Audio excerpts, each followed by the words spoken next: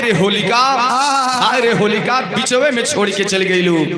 तो कैलन का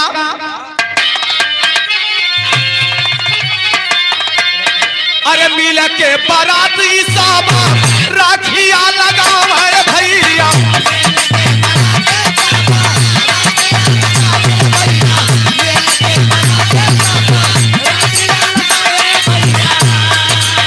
राखिया छुआ तो सब कैले बउरा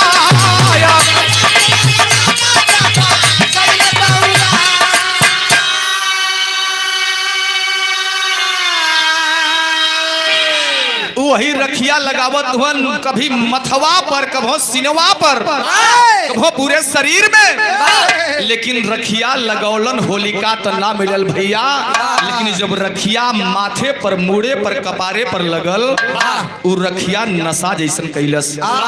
नशा भयल तो काहे प्रिंसिपल साहब, वो श्राप के वरदान के स्वरूप।